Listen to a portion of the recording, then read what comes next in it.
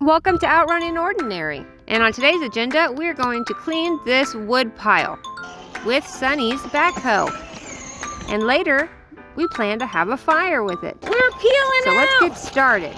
Okay, so we had three things going against us. A poor battery, the weather, and the light. So we had to take this into the next day.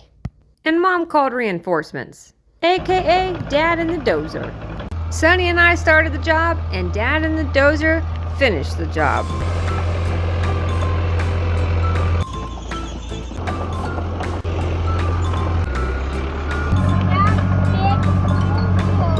That is a big bulldozer. All in all, Sunny and I got some yard work done.